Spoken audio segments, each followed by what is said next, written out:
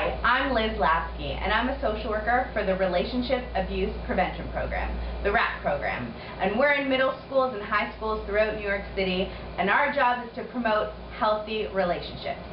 So what does healthy relationships have to do about bullying? A lot of stuff. We all know what bullying is. Bullying can come in a lot of different ways. It can be physical, verbal, emotional, and we all know it can be electronic. Cyberbullying is something that we see in the schools all the time. But what is cyberbullying?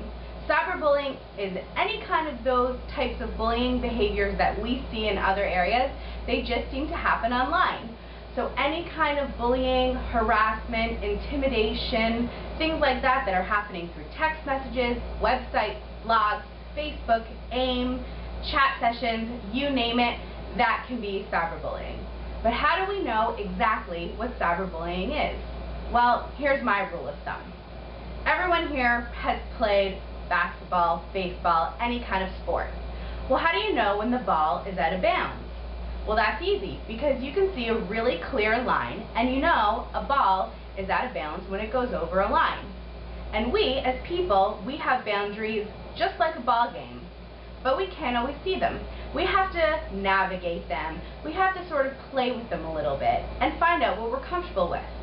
Well, I'm sure a lot of you have been in situations where something has gone over a personal boundary, border, or line, and that happens in the cyber world all the time. So then the question comes up, what do you do about it? So this is what I tell people to do. And it's a really good activity that you can do at home, you can do with a parent, or you can think about by yourself or with your friends. I think it's a good idea to make a safety plan. And it's really just one step, 3 different ways.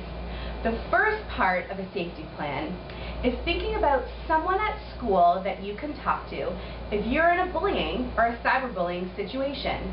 And that could mean that you think you're a target of cyberbullying, if you think you might want to cyberbully someone else, or if you find yourself in the middle and you might be in a little bit of both categories.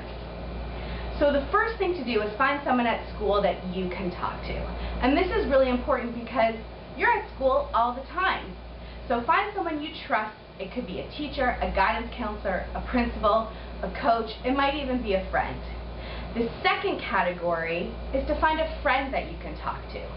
And if you picked a friend for the first category, pick someone else that you can pick for the second category. This might be someone at school, but it might be someone you know from an after-school program, from camp, or just someone in your neighborhood. And the third person you should think of is someone at home. It can be a parent, a guardian, a big brother, a big sister, or it can even be someone in your community that you trust and that you can talk to.